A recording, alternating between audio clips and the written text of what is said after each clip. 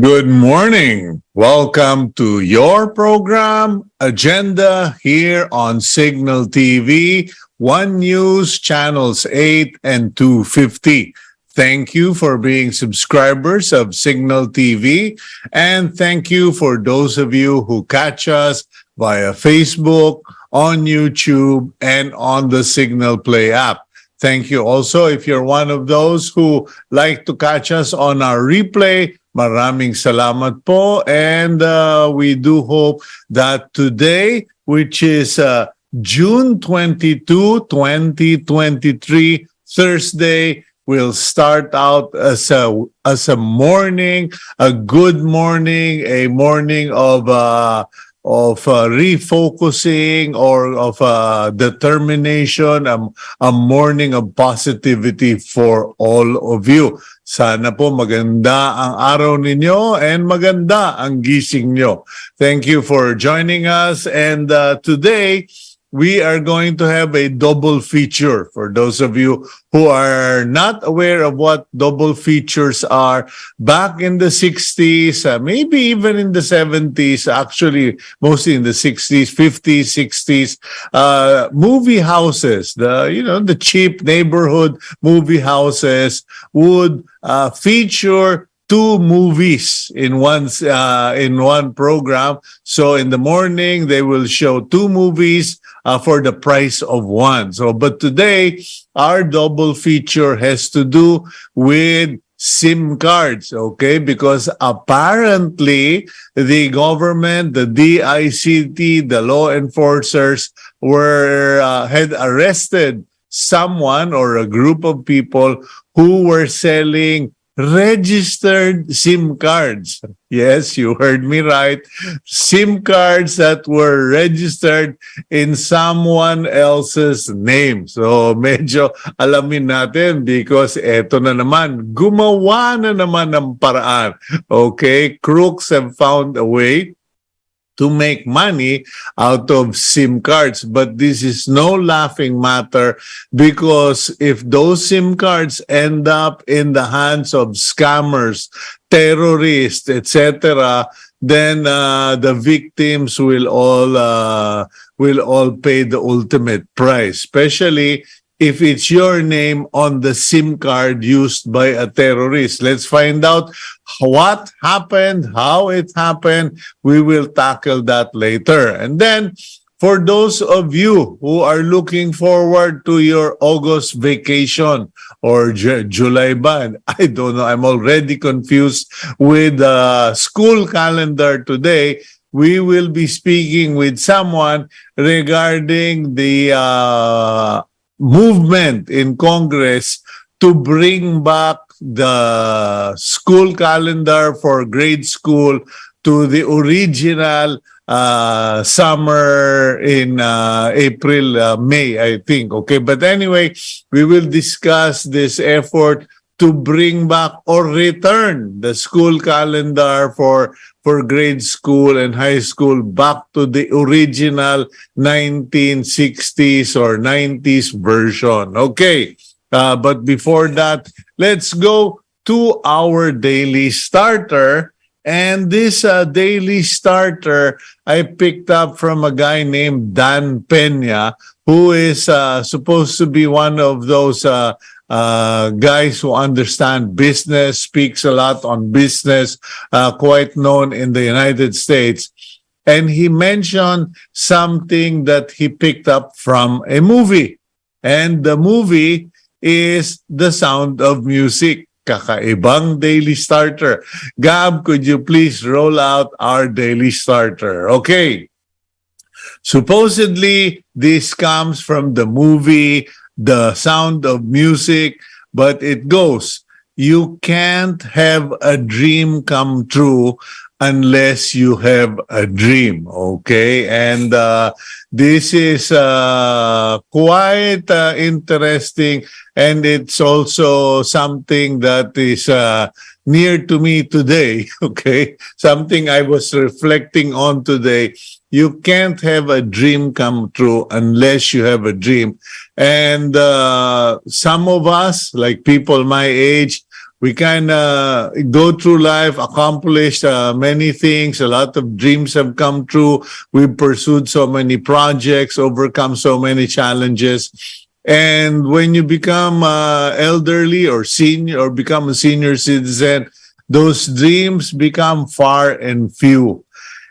And it's not a good situation. We need to have dreams. In fact, just when the program started, I was praying to God, our Lord, to please give me a new dream, something that would give me interest, that would consume me if necessary, because we all need to have a dream to pursue, whether it's someone else's dream that we help come true or our very own dream, dream late in life, or for those of you who are young, do not stop dreaming.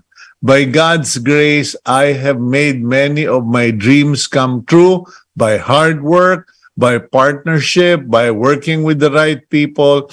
But you know, you need to have a dream before you can have a dream come true. Stop dreaming of that handsome Korean telenovela star. Medyo ibang klase yun. Dream closer to home, closer to reality. Okay, let's now go to the front page of the Philippine Star and let's tackle the headlines. And it is disturbing for some, but just part of the political landscape for others. Today, June 22, 2023, the headline of the Philippine Star goes, Biden calls Xi a dictator. Okay, U.S. President Joe Biden called President Xi Jinping of China a dictator. Okay, Chinese academic, U.S. President's big mouth is a loose cannon. Okay, ang laki po ng picture na yan sa Philippine Star. It practically covered almost half of the paper, or at least 30-40% of the paper was devoted to that photo.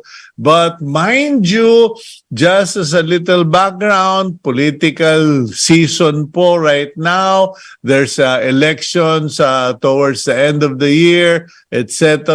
A lot of political movement. So it is also possible that the U.S. president is playing to the crowd he was speaking at, because when Joe Biden said this, he was speaking before a fundraising event. Okay, so medyo because what is happening in the political scene is contrary to what is happening in the diplomatic scene. Because while Biden is going all over the U.S. campaigning, his people have been going back and forth to China, fixing, repairing, mending fences, etc. So, yun lang po, pampakalma lang. Okay. At the top of the front page, on the header, Philippines rolls out bivalent COVID-19 vaccines. And you will see a photo in the mid-section of the Philippine Star. There is a photo of President Bongbong Marcos speaking before the participants and witnesses of the launching. President Marcos delivers a speech during the rollout of the bivalent COVID vaccines at the Philippine Heart Center in Quezon City yesterday. At right, Health Secretary Teodoro Herbosa receives a bivalent shot as Quezon City Mayor Joy Belmonte looks on. In his speech, President BBM encouraged Filipinos, especially those whose vaccines are somewhat expired. Kung more than 6 months na po or a year yung last vaccine nyo, please get your bivalent vaccine. And he also said, don't be complacent. Okay, below that photo, there is actually a story from the Professional Regulatory Commission reacting to the statement or suggestion of Secretary of Health Ted Herbosa regarding the hiring of nursing examination flunkers. Herbosa had suggested that flunkers who got a grade of 70 to 74 should be considered for hiring. Anyway, the PRC said nursing flunkers can't have a special work license because there is no law that provides for it. As you may not realize it, the Philippine government operates strictly on laws, especially concerning hiring, okay, and giving salary. So, kung walang batas, walang base yan. Now, I don't know how the DOH can work around that, but that is the situation. Meantime, okay, on a different topic, bantag using police connections, PNP chides DOJ. Okay, nag-react na ang PNP. The Philippine National Police Public Information Office Chief Brigadier General Redrico Maranan refuted and denied that Gerald Bantag was being protected by the police and clarified that Bantag was never a police officer. Okay. Kumbaga, General Maranan made the distinction. Iba po yung member ng Philippine National Police at iba yung BJMP. Okay, Bantag was never a PNP officer.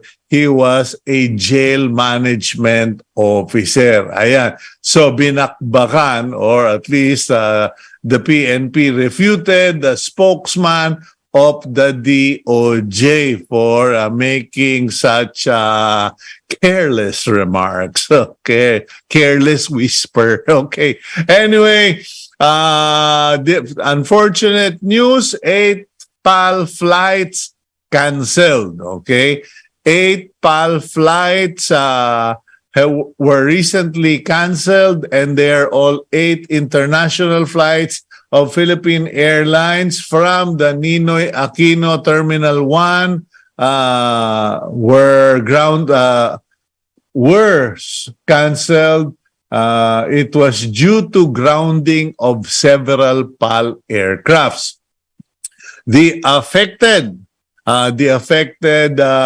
flights were PR-382 Manila Canton, PR-318 Manila Hong Kong, PR-408 Manila Kansai, PR-501 Manila Singapore, PR-740 Manila Bangkok, PR-110 Manila Guam, PR-432 Manila Narita, and PR-426 Manila Fukuoka. Okay, so if you are supposed to be flying to those destinations via PAL, ay naku po, you better call them or change your travel arrangements. Okay, and further down the paper, we have Toyota Motor Philippines introducing its hybrid electric vehicle, the all-new Toyota Zenix HEV. So ayan po, padami na ng padami ang lumalabas na electric and gas combined vehicles. Now, last 2 pieces of news, we have sad news. 4 out of 10 learners drop out by grade 10.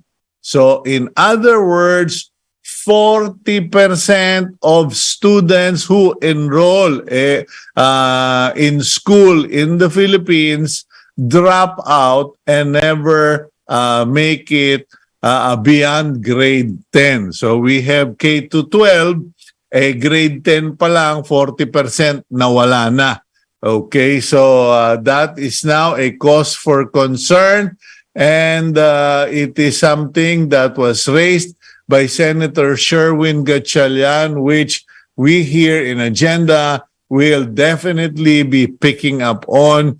We intend to speak or interview some of the other stakeholders para magkaalaman, because the future of the Philippines is at stake. Many students don't go to school because drop out of school, and then many of the children are malnourished. They are all challenged. Paano na yan? Anong mangyayari sa Pilipinas? Last but not the least, Kiboloy's YouTube channel shut down. Okay? YouTube recently announced or informed the Kiboloy group, Pastor Kiboloy's group, that his YouTube channel is now shut down for violating community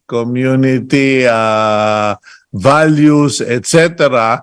And apparently what happened was someone complained to YouTube, sounding parang American sounding, and raised the fact that there is he is on the FBI most wanted list. So YouTube immediately responded and said, shut it down. Okay, so that's all we have on the front page of the Philippine Star. But please, please, please go out and buy your copy today or get a subscription, whether online or a physical subscription. Meron pa naman pong nagbebenta ng aktual na dyaryo.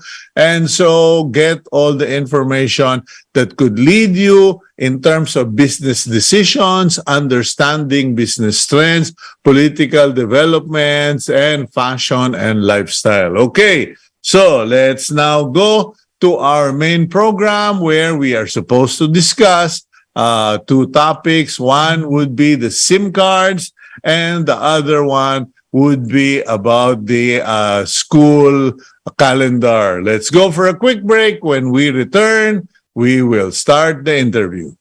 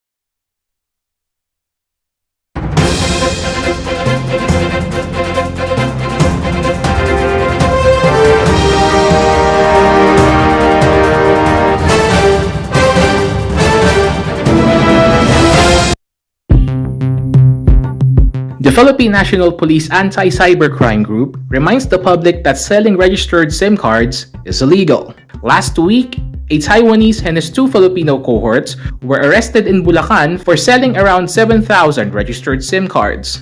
ACG said the selling of registered SIM cards is a violation of the Access Devices Regulation Act and the Cybercrime Prevention Act. How can the government further prevent the selling of registered SIM cards?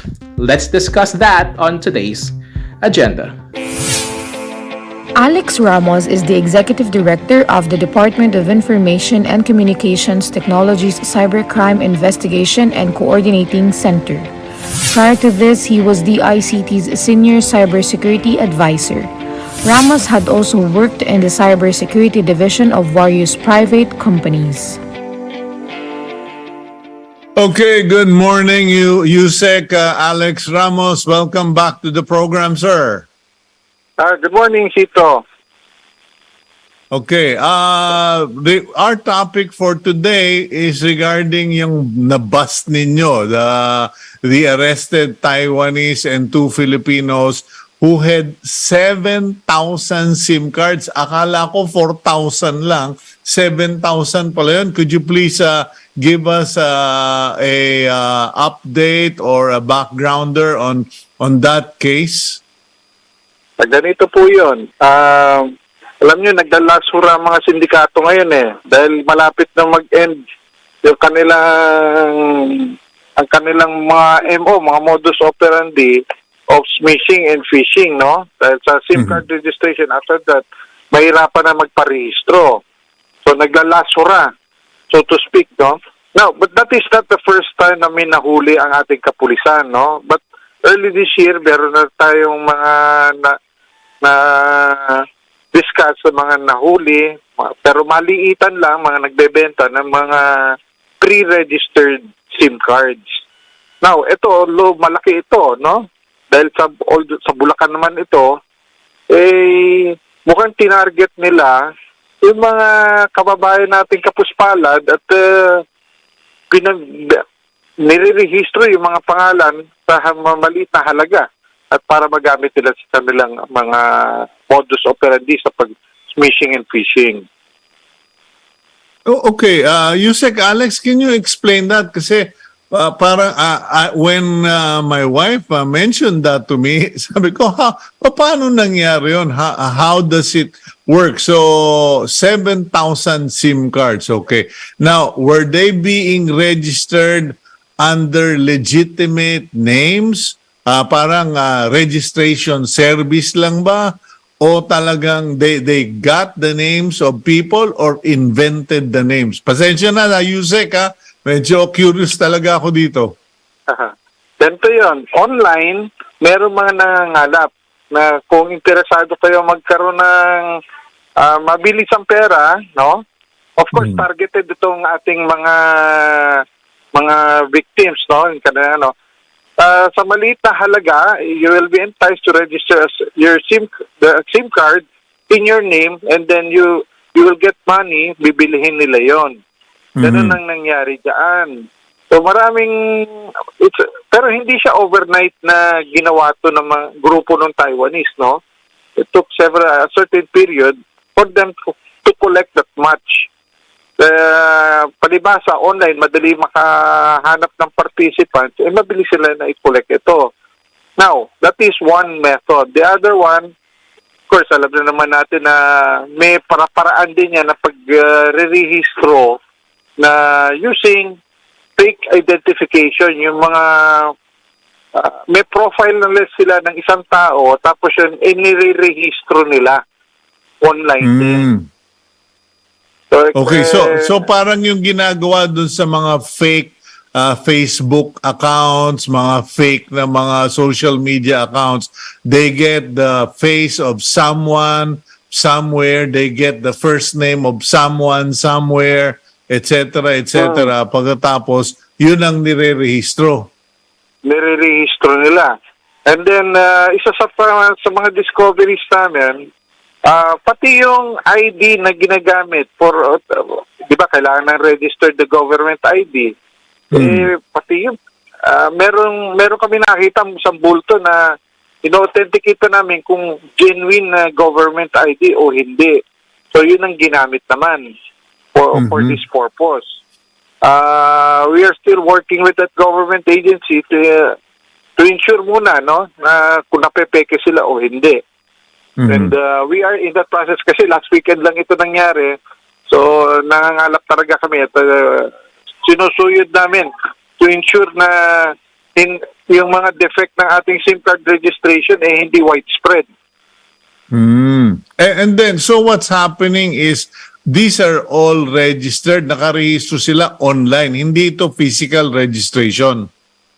Isa pa namin chinecheck yung mga SIM cards na nahuli, no? Kasi we have to also verify with the telco successfully bang na-rehisto itong mga SIM cards. Although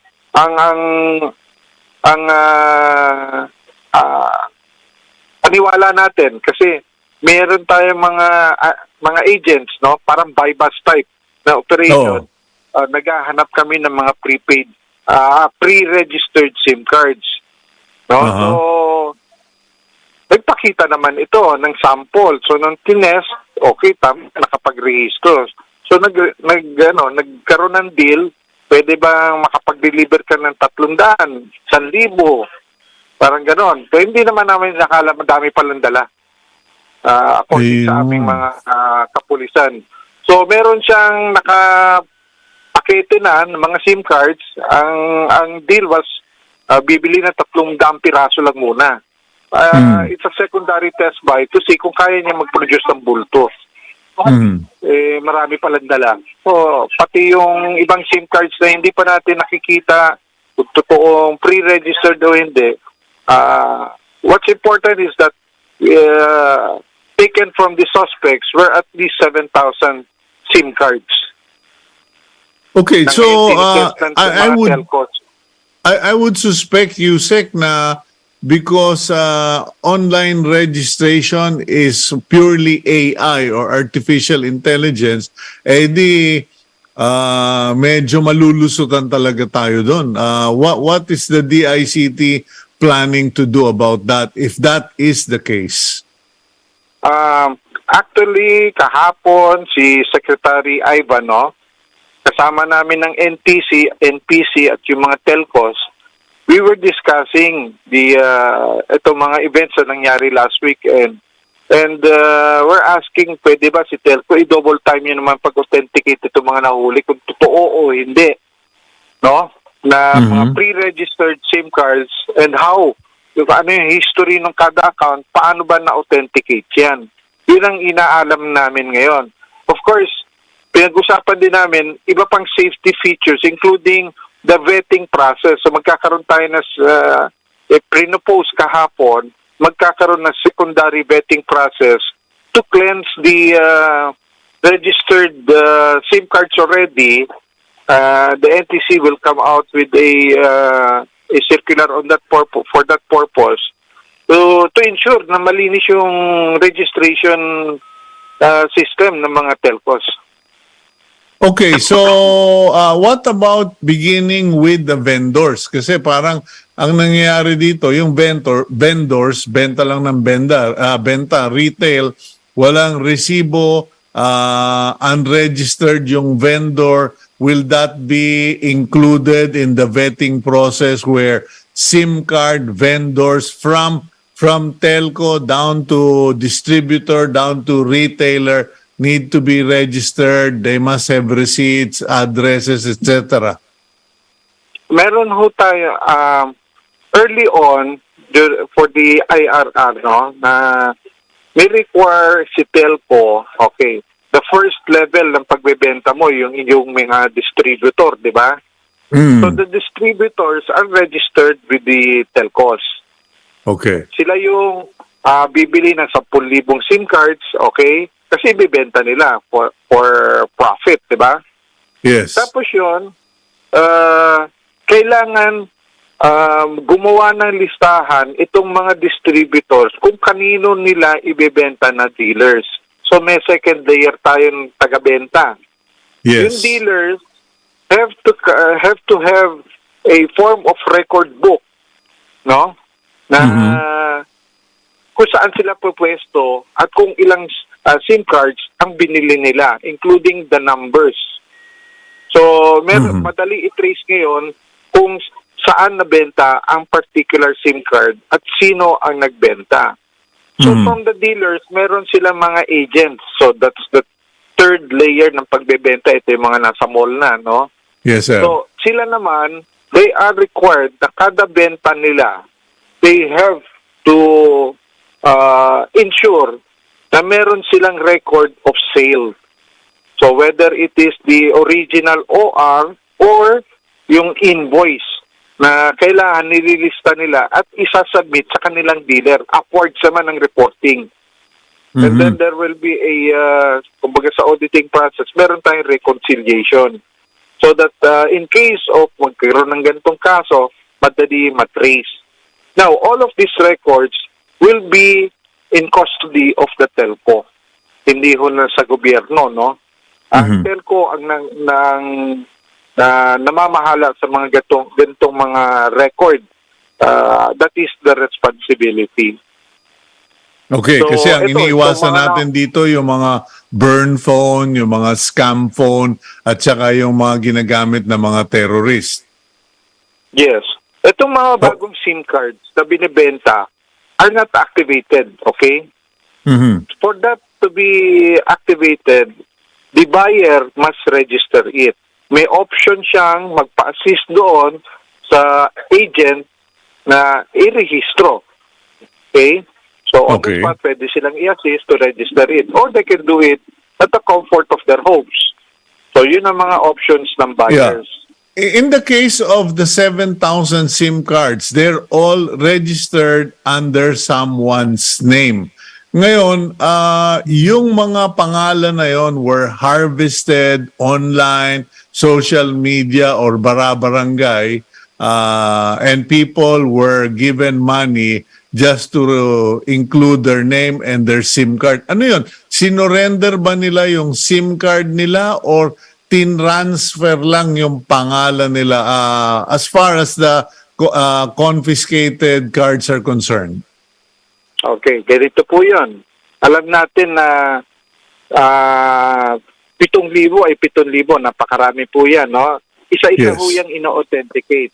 So it's alleged that some, if not all, are pre-registered. Okay? That's why Okay.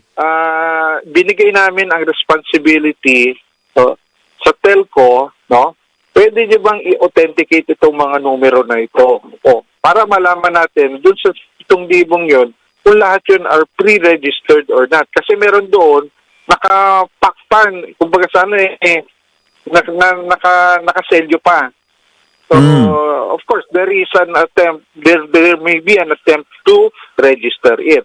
Pero yung sample sa bypass, na-test yun, there were only a few hundreds and na-test na pre-registered. So we are they are in the process of authenticating if all the 7,000 SIM cards are all pre-registered. It's first an allegation yet. But the first Okay. 300 definite, no, na pre-registered yun, na na-harvest. Okay. So, pre-registered sa mga pangalan ng mga na-harvest or in the names of real people. Real people po yun. Merong address Okay. yun, syempre. Okay, pero paano yung transaction na yun? Binayaran sila para mabili yung SIM card or na-transfer lang? Mataas ang probability na binili yun eh. Kasi alam mo, just like any ordinary person, kung madaling kumita, bebenta ko to, di ba? Kung cellphone nga, kailangan kong pera, instantly bebenta ko. What more a SIM card? Kung offeran ka 500, 1,000, some SIM card, they okay. Although commercially, ang going rate ng pagbebenta ng pre-registered SIM card is 80 pesos.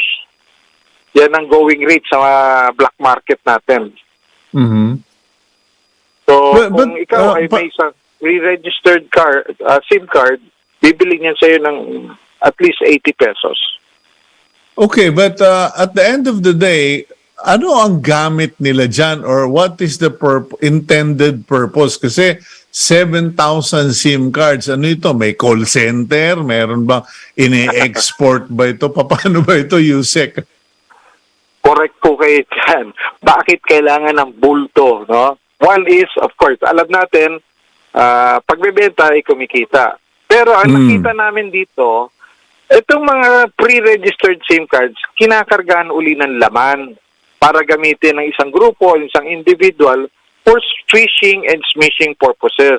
Alam niyo naman ho yun, pag naka-jackpot ka ng isang account na nalihis yung isang user at napindot yung mga links doon, ma-hijack na yung social media account ng isang tao. Diba? So, may multiplier factor yun na, 1 out of 10 na kumagat sa 800 ko. Tapos may kumagat at naniwala na kailangan magbayad so and so, kikita siya ng 2,000, 3,000. That is for a sample of a metrics kung paano sila kumikita dyan.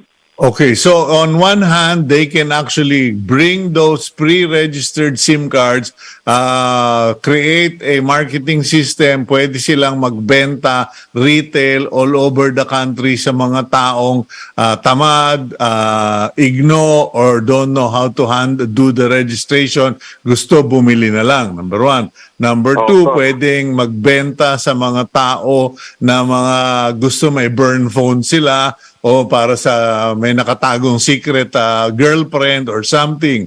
But what about, and pasensya ka na, Sir Alex, medyo bigla ko lang baka parang binulungan ako nung anghel ko eh. What about for election or political purposes? Is there a way that, or a possibility that a market is now developing for these pre-registered SIM cards, and how can they be used for campaign or for elections? Dahil meron tayong malakihang local elections in a few years. Correct ka dyan, Cito, no? Anything is possible once you have data that you can utilize. Hindi ho imposibleng pwedeng gamitin yan. Now, ang sa atin na lang, may kakibat na penalty ito. Kung ikaw ay isang individual, hindi mo na-report, na transfer mo na yung iyong privilege of a registered SIM card to another person at nahuli yan, pati ikaw yung seller, may penalty na 100,000 pesos. Pag na-prove na kasabwat ka sa pag-create ng account at ibinenta mo sa iba. Kasi it's supposed to be a one-on-one utilization.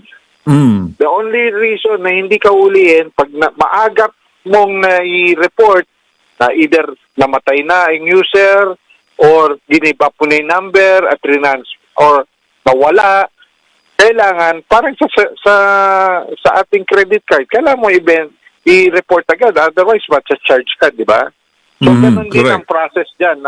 Nandun sa Section 5 or Section 7 ng SIM card registration law na kailangan mo i-report agad kung nawala sa possession mo yung SIM card mo. Otherwise, you'll be equally charged for the crime that it was used for. Okay. Thank you very much, Usec Ramos. Second appearance mo pa lang ito sa programa, but consistently, you are giving so much information. You are such a big help. Now, last but not the least, baka you have an announcement or you just want to give out a statement before we finish our interview. Okay. Sa ating mga kababayan, no? Kahit na gaano kayo kagipit, pangalagaan nyo ang inyong personal na information. Lalong-lalo na ang inyong SIM card, wag nyo ho basta-bastang ibebenta. Kung sigurado kayong hindi nyo na kailangan, i-surrender nyo o i-report nyo sa telco para mapangalagaan nyo ang personal na seguridad nyo. Yun ho ang ating pinaka-importante na message para sa lahat. Okay, thank you very much, Undersecretary Alex Ramos, and thank you to you and your associates at the DICT. Your services to the nation are very much appreciated. Keep up the good work and God bless you, sir. Maraming salamat po. Okay, yan po si Undersecretary Alex Ramos, Executive Director, Cybercrime Investigation and Coordinating Center ng Department of Information, Communication, Technology. We will go for a quick break. When we return, pag-usapan naman natin when our what is happening with the school calendar for grade school, high school in the Philippines, and where is it headed? We'll be right back after this quick break.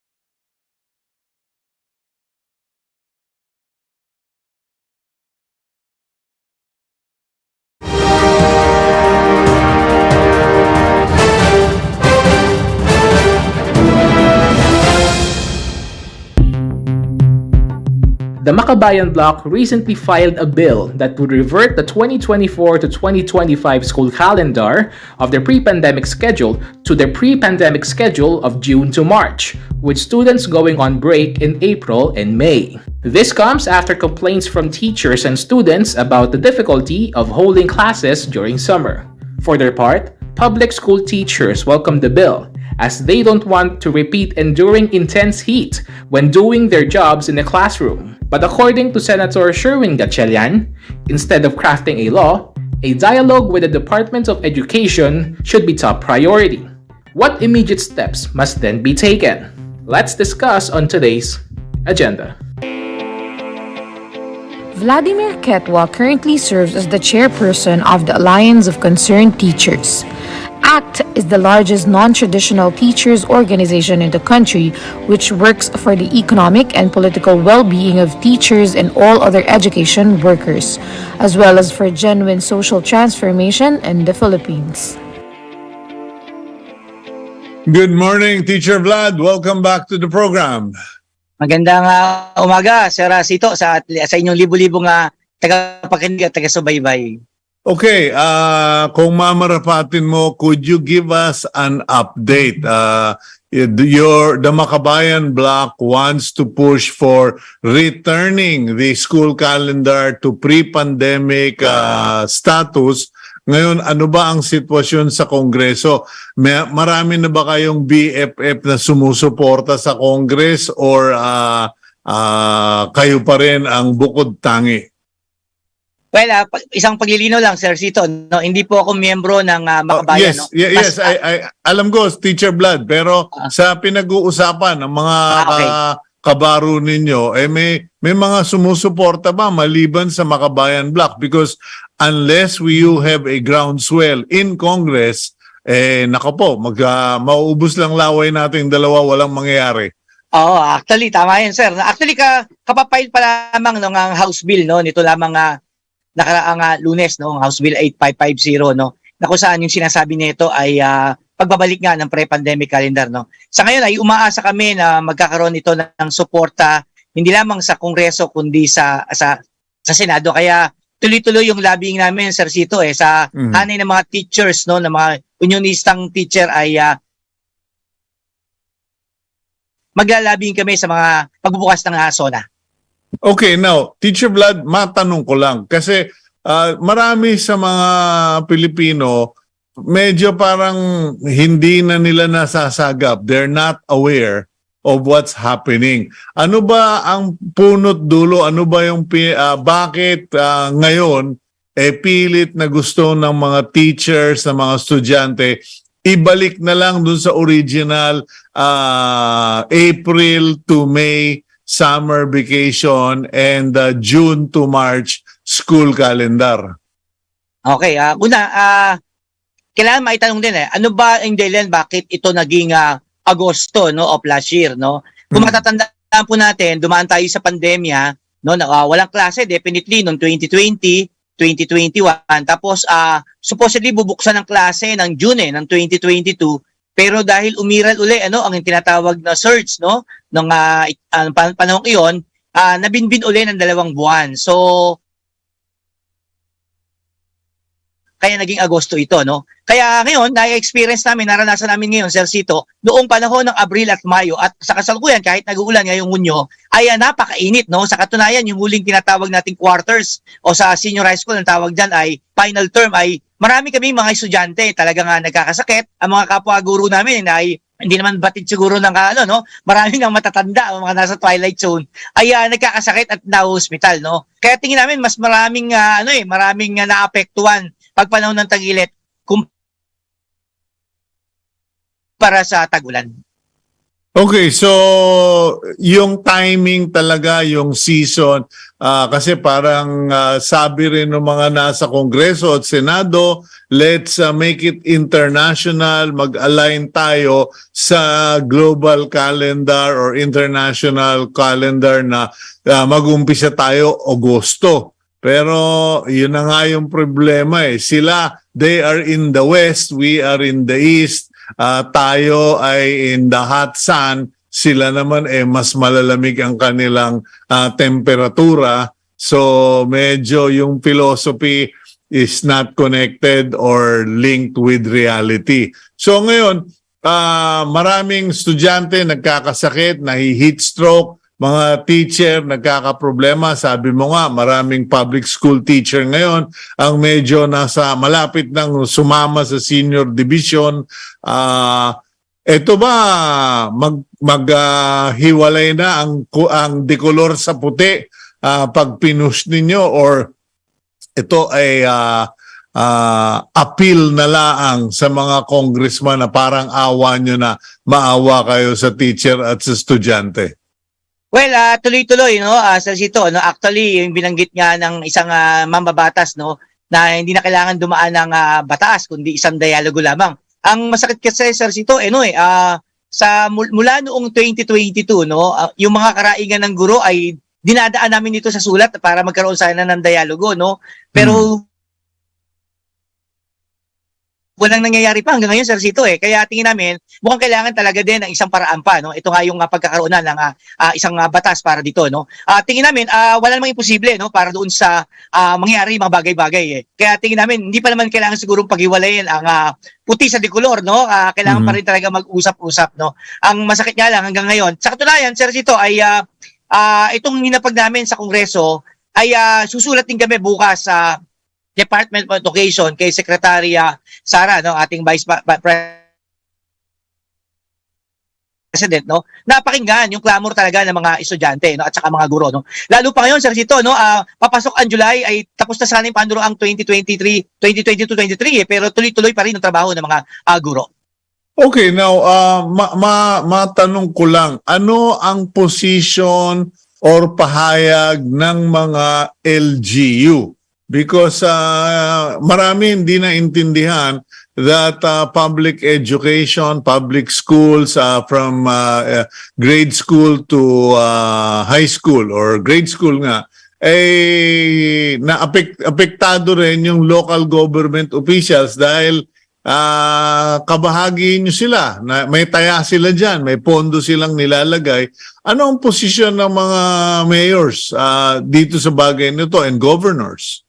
Well, hindi pa lahat, no, pero dito sa NCR, sa Cito, meron kaming ilang mga syudad, no, halimbawa sa Quezon City, medyo maluwag, no, in fact ay nagbigay ng ilang mga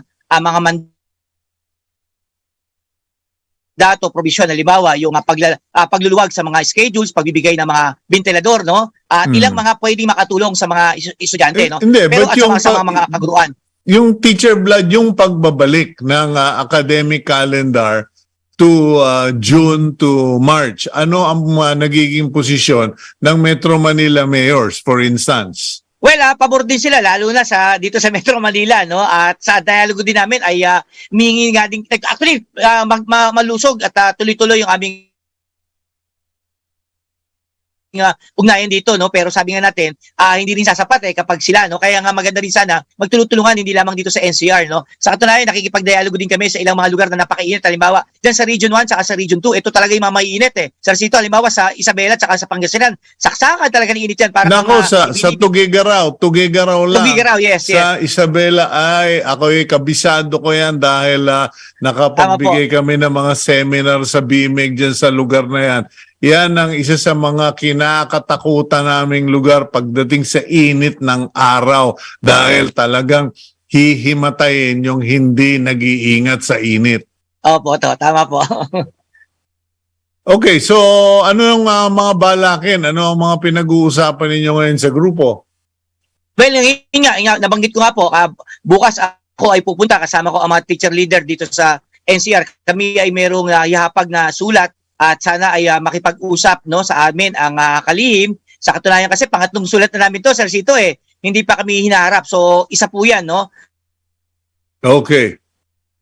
Tapos tuloy-tuloy din naman yung aming pakikipagdialogo at pakikipag-usap sa ibang mga LGU katulad ng ilang mga pwedeng maitulong sa amin kasi tingin namin hindi pa naman kayang ibalik sa darating na school 2023-2024 Kaya ayaw naming maranasan na sa susunod na taon, sa 2024, naranasan namin yun. Kaya ngayon may tuloy-tuloy na ugnayan hinggil dun sa paghingi ng mga bagay-bagay. Kasi walang clinic, walang mga ventilador, walang mga sapat na ventilation mismo sa loob ng mga paaralan. Kaya ayaw namin maranasan yan. Habang pinaglalaban po namin o makuha namin yung pagbabalik sa pre-pandemic school college. So ang ibig mo sabihin, Teacher Vlad, up to now, yung disenyo ng mga eskwelahan, hindi pa nako-correct in terms of ventilation and insulation? Well, tama yan, Sir Cito. Actually, kung titignan mo, ang mga paaralan ay nakadesign pa rin noong panahon ng panahon ng mga Hapon, no. Pang 30 ka lamang nakatao, parang 11/7 lamang, no. Pero Sir Cito, ang estudyante namin ay regular na po ang 50 hanggang 60, no. Napakaliliit, pinagkakasya, tapos matataas sa building na kung saan wala namang mga puno, no. So hindi pa talaga fit Kaya tingin na namin isang malaking bagay yung pagdaragdag sana ng mga classroom at mga guro. Malaking bagay ito. Okay, well, Teacher Vladimer Quetua, maraming salamat po sa oras nyo and we pray that the authorities, legislators will listen to your appeal because hindi lang po mga yung may ingay ang pinaglalaban dito, pinaglalaban yung mga bata, yung mga supling mga bata, mga matatandang teacher para sa kanilang ikabubuti. Thank you very much for your work and God bless you, sir. Thank you po. God bless din po, Sir Cito. Salamat po. Okay, that's Vladimer Quetua, Chairperson, Alliance of Concerned Teachers, and we do hope that people just really sit down, get together, and settle it. Wag na nating pahabain kasi habang pinapahaba, ang naghihirap, mga bata. Let's now go to our blessing for the week, which comes from the book of Psalms chapter 91, verses 15 to 16. And it goes, He will call on me. That is us calling on the Lord, and I will answer him. I will be with him in trouble. I will deliver him and honor him. With long life, I will satisfy him and show him my salvation. I declare this to all of you who are watching Cignal, who are watching Agenda. I declare the Lord's promise upon all of you. God bless you. May he prosper you. And thank you for spending time with us. Thank you for allowing us into your homes, your car, your office. And we thank you that you are watching One News. Please keep it here and please pray for us and Team Agenda.